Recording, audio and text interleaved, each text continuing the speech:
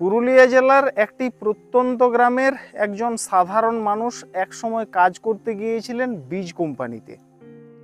একসময় তিনি ছিলেন বীজ কোম্পানির শ্রমিক, আজ তিনি খোদ একজন বীজ কোম্পানির মালিক। আজকে তার বীজ মাঠে কীরকম পারফরমেন্স দিচ্ছে সেটাই হাতে কলমে দেখতে এসেছি। দর্শক বন্ধুরা, যে মানুষটির কথা আমি এতক্ষণ ধরে বলছি, এই মানুষটির সাক্ষাৎকার নিয়েই আমার এই ইউটিউব চ্যানেলের পথ চলা শুরু হয়েছিল।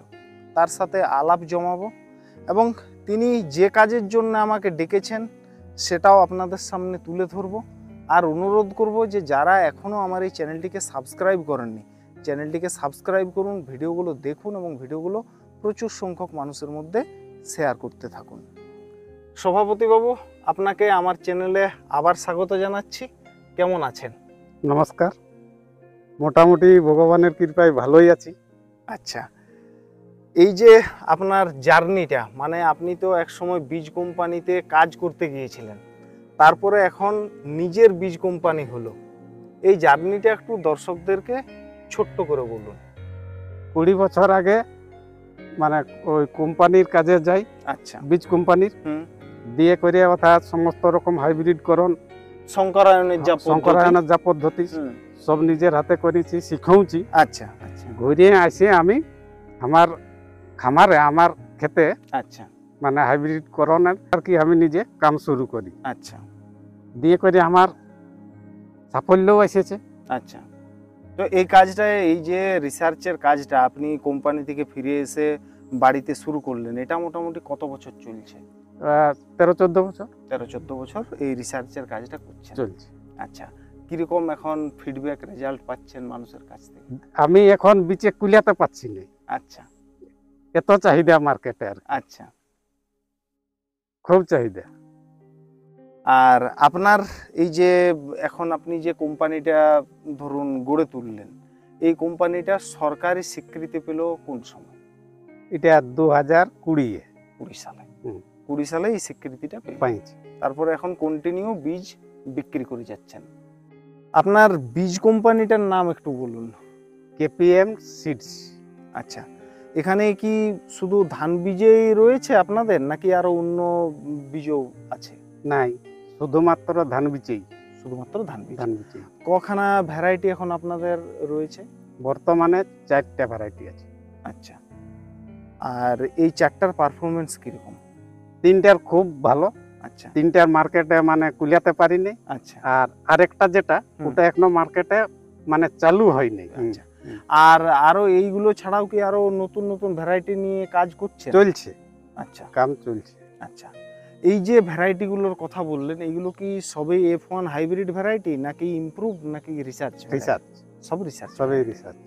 আজকে আমাদের কোন ভ্যারাইটি দেখানোর জন্য ডেকে নিয়ে এসেছেন? এটা হলো বাইদের 115-20 পাক। আচ্ছা, শুভজিৎ নাম। আচ্ছা, মানে এর জীবনকাল হচ্ছে 115 থেকে 120 দিন। আচ্ছা, শীষের গাঁথুনি এবং শীষের যা লেন্থ আমি দেখছি, সেটাও কিন্তু খুব সুন্দর দেখতে পাচ্ছি। এই ভ্যারাইটিটার রেসপন্স কিরকম আছে আমাদের এই এলাকায়? মানে ইয়ার চাহিদা মার্কেটে খুব ভালো আছে। আচ্ছা, দানাটা কিরকম? দানা মোটা দানা বটে। আচ্ছা, ওজন খুব ভালো। খুব ভালো। অন্যান্য ধানের ওজন বেশি। আচ্ছা, আর শীষের যে দৈর্ঘ্য, সেই শীষের দৈর্ঘ্যও দেখছি বেশ ভালো রয়েছে। প্রত্যেকটা দানায় কিন্তু পুষ্ট আছে। এইগুলোর মোটামুটি আপনারা 33 শতকে বা 1 বিঘাতে কত ফলন দাবি করছেন? দাবি মানে যদি সময় মতো মানে 20-25 দিনের চারা লাগাতে পারে, রোপণ করতে পারে, তাহলে প্রায় 9 কুইন্টাল। 9 কুইন্টাল। 9 কুইন্টাল 33 শতকে। 33। আর যে সমস্ত চাষিরা ধরুন অতটা যত্ন পরিচর্যা করতে পারেন না, তারা মোটামুটি কত ফলন আশা করতে পারে? 7.5-8। 7.5-8। ওটা সাধারণ। দর্শক বন্ধুরা, এই যে শুভজিৎ ভ্যারাইটি, তার এখন আমি শীষের লেন্থ আপনাদেরকে দেখাচ্ছি। এই দেখুন, শীষের লেন্থ কিন্তু দারুণ রয়েছে। এই দেখুন, এতখানা লেন্থ রয়েছে, গোছাও খুব সুন্দর। একটা যে শীষ দেখাচ্ছি তা নয়, এই দেখুন, আমি প্রত্যেকটা শীষে আপনাদের দেখানোর চেষ্টা করছি। এই দেখুন শীষের লেন্থ দেখুন, গোছা দেখুন, খুব সুন্দর রয়েছে।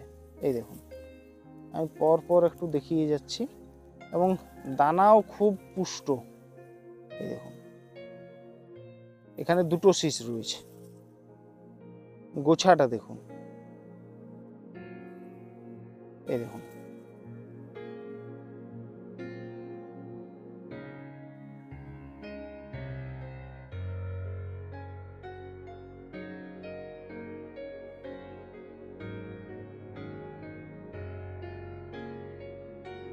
এই ভ্যারাইটিটার পাশ কাঠির সংখ্যা কিরকম আছে?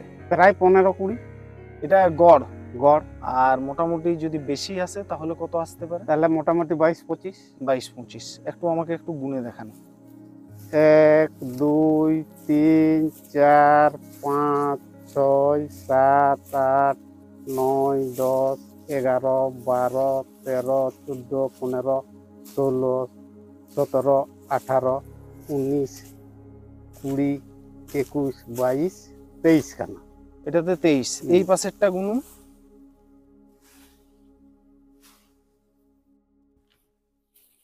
1 2 3 4 5 6 7 8 9 10 11 12 13 14 15 16 17 18। 18। ওই মাঝেরটা গুনুন, এই মাঝেরটা, এইটা এইটা এটা গুনুন কতগুলো আছে? 1 2 3 4 5 6 7 8 9 10 11 12 13 14।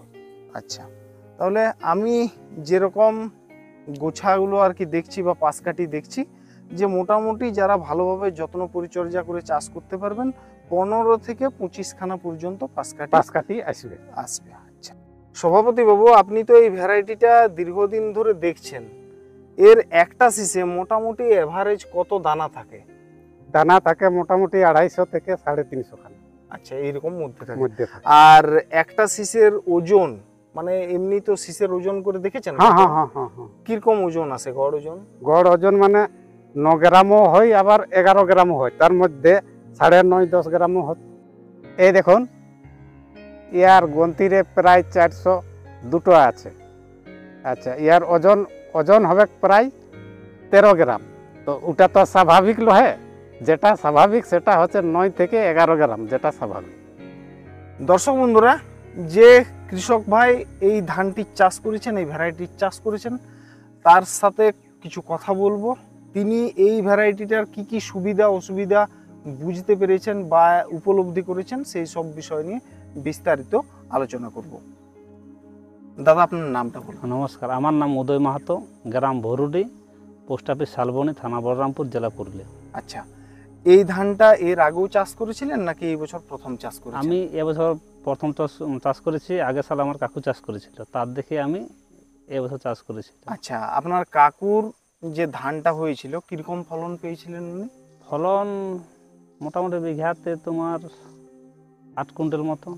আচ্ছা, সেই দেখে আপনি অনুপ্রাণিত হয়েছেন এবং আপনিও চাষ করেছেন। আপনি যে এই বছর চাষ করলেন, আপনার কি মনে হচ্ছে কিরকম ফলন হবে? আশা করি, আমি চাষ করে দেখছি মানে ফলন ভালো হয়েছে। আচ্ছা, যাতে আমি লাভবান হই তার জন্য আমি এটা চাষ করেছি। আচ্ছা, আর যত্ন পরিচর্যা কিরকম কি করেছিলেন? যত্ন পরিচর্যা বলতে আমাদের তো সেরকম যত্ন নাই, যা হোক মোটামুটি যত্ন আমরা করি। আচ্ছা, তাহলে এই ধানটি চাষ করে আপাতত আপনি খুশি?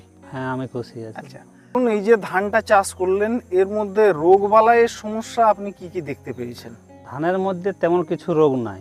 আচ্ছা, আর এই বছর যে তোমার ঝড় বৃষ্টি হয়েছে, তার মধ্যে কোনো ধানের মধ্যে রোগ নাই। আর ধানে দেখো খুবই বাড়িছে। হাইট তো খুব সুন্দর আছে। হাইট দেখুন কতটা হাইট হয়েছে, দেখুন। কিন্তু এতটা হাইট হয়েছে, কিন্তু ধানে মানে এক বুক, আপনার এক বুক বলা যায়। আপনার এমনিতে হাইট কত রয়েছে? আমার হয় 6 ফুটের কাছাকাছি। আচ্ছা আচ্ছা, আপনার এক বুক হচ্ছে। আর এই বছরে ঝড় বৃষ্টি বেশ ভালো রকমই পার হয়েছে, কিন্তু তাও ধানটা পড়েনি। এটাও একটা প্লাস পয়েন্ট। ধান পড়ে গেলে ফলনের ক্ষতি হয় এবং চাষিদেরকে যথেষ্ট সমস্যার মুখে পড়তে হয়। আরেকজন কৃষক এই জমির ধান দেখতে এসেছেন, তো ওনাকে জিজ্ঞাসা করব এই ভ্যারাইটিটা আপনি কিরকম দেখছেন? মানে এই ভ্যারাইটি যে অন্যান্য ধানের তুলনায় এটা অনেক ভালো, অনেক ভালো। আচ্ছা, এই হ্যাঁ। ধানের কি আপনি চাষ করেছেন? না, এই ধানের আমি চাষ করি নাই, আচ্ছা, কিন্তু আমার দেখে আমার পছন্দ আছে। আপনি তো এই ভ্যারাইটি গুলো সবই বিক্রি করে থাকেন বীজ। হ্যাঁ হ্যাঁ তো যদি ধরুন কোনো কৃষক বাইরের থেকে এই বীজটা নিতে আগ্রহী হন, তাহলে আপনার যোগাযোগ নাম্বারটা একটু বলে দিন, আপনার সাথে তারা যোগাযোগ করবেন যারা এটা নিতে চাইবেন। 8101934469।